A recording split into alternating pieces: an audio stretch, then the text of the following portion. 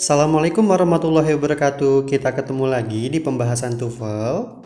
Kali ini yang kita bahas adalah written expression, bagian yang pertama, yaitu agreement atau concord. Sebelumnya kita bahas TOEFL juga, tapi bagian yang structure. Maksudnya apa? Kalau yang structure itu harus melengkapi bagian soal yang tidak ada. Kali ini written expression masih bagian grammar juga ya, tapi pada written expression soalnya berbeda. Kita masuk ke bagian yang pertama, agreement. Sebelumnya kita harus tahu dulu nih written expression apa.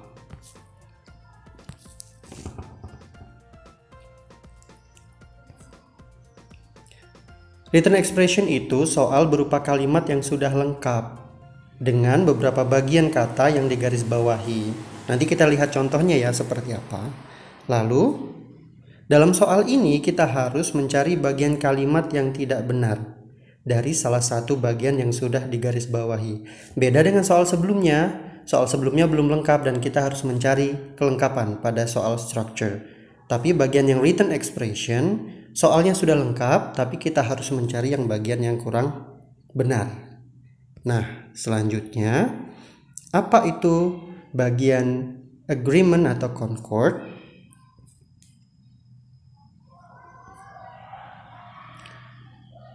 Concord atau agreement yaitu persatuan kata antara subjek dan juga predikat. Kalau kemarin ada subjek, kemudian predikat itu ada kata kerja atau to be, maka pada bagian ini, soal ini kita akan bahas berkaitan dengan agreement.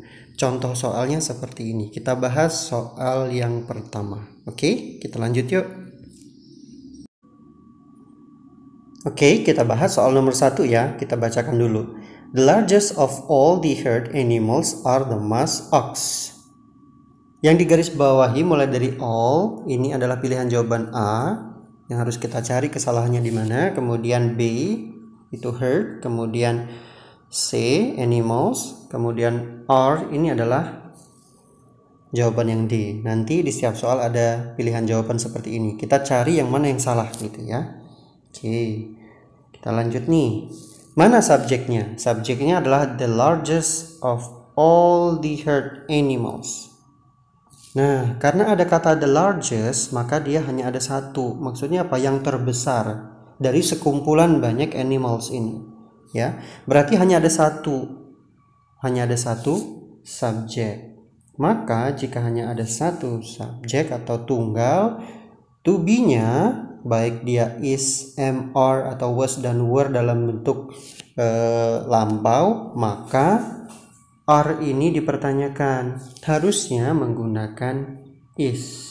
Oke, masih ingat terkait dengan penggunaan subjek dan juga to be. Contohnya jika you, we, they menggunakan are, kemudian he, she dan it menggunakan is, atau it-nya ini kata ganti benda.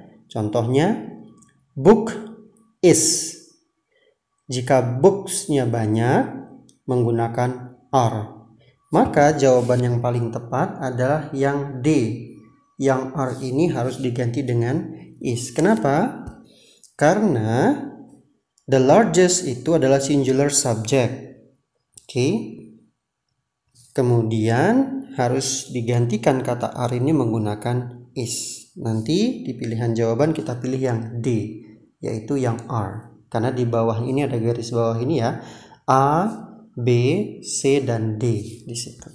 Kita lanjut soal nomor 2 supaya lebih paham lagi.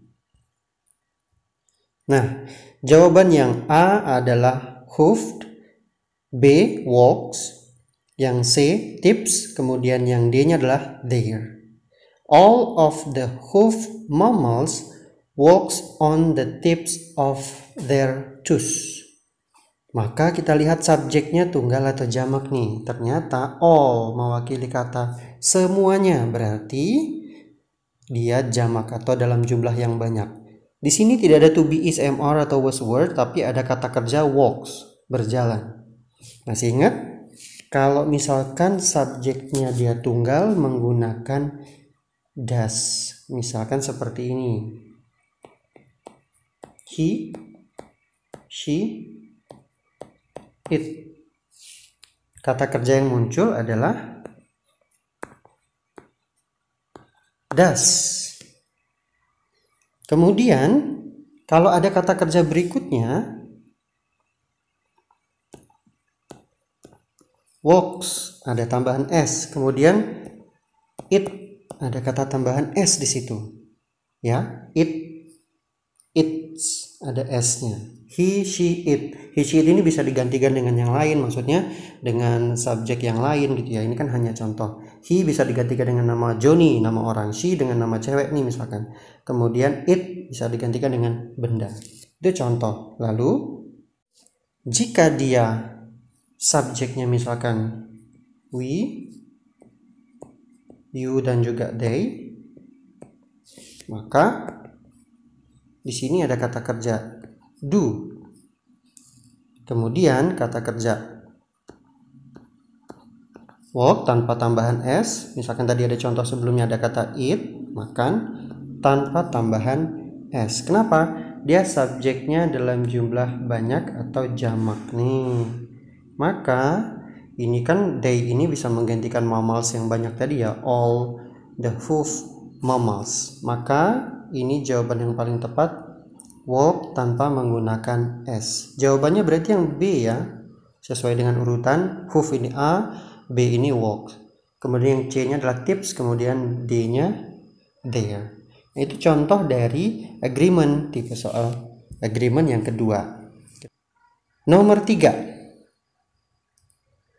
Like desert plants, the plants of the tundra has to be equipped for life in the harsh climate.